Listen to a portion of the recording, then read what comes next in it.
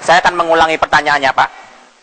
Kemiskinan dan pengangguran menjadi salah satu problem serius Indonesia saat ini. Padahal di dalam konstitusi terdapat amanat bagi pemerintah untuk menciptakan pekerjaan dan penghidupan yang layak bagi kemanusiaan. Pertanyaannya, pertama, dalam hal kemiskinan, anggaran dan program kemiskinan selama ini sangat besar, namun pengurangan kemiskinan relatif kecil. Apa yang salah dengan hal itu, dan bagaimana program Anda ke depan? Kedua, dalam hal ketenaga kerjaan, bagaimana strategi dan sikap Anda mengenai kebijakan penciptaan lapangan kerja dan pengupahan? Waktu Anda 3 menit dimulai dari sekarang. Terima kasih. Jadi kemiskinan dan pengangguran ini adalah sasaran daripada strategi pembangunan ekonomi kami.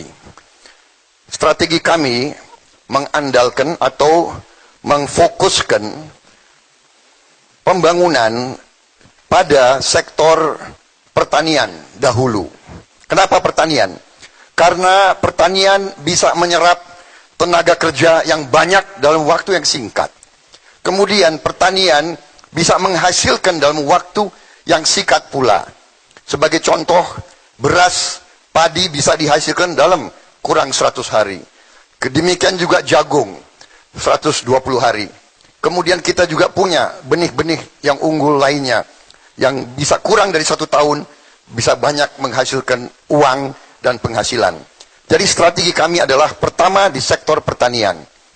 Ini bisa menyerap banyak sekali lapangan kerja. Ukurannya sekarang, benchmarknya adalah 1 hektar bisa menyerap 6 orang bekerja dari hulu sampai hilir. Di Sulawesi Utara kadang-kadang 1 hektar bisa 12 orang bekerja. Bayangkan sekarang kita masih punya 77 juta hektar hutan yang sudah rusak. Sudah rusak. Dan kerusakan hutan tambah terus. Strategi kami adalah sebagian dari hutan yang rusak itu kita robah jadi lahan produksi. Jadi sawah baru. Kami merencanakan 2 juta hektar sawah baru. 2 juta hektar sawah baru ditambah 2 juta hektar untuk bioetanol. Kita bisa bayangkan 4 juta hektar kali 6 orang bekerja.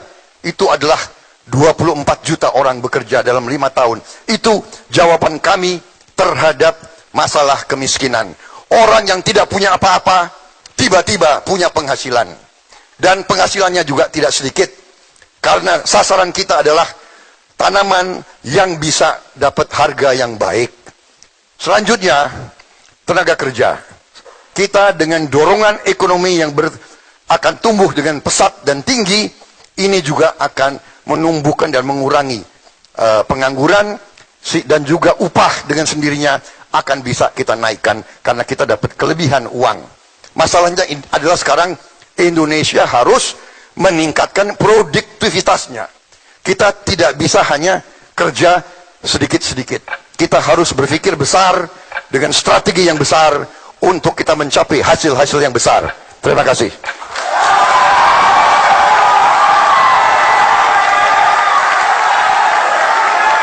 Terima kasih Pak Prabowo.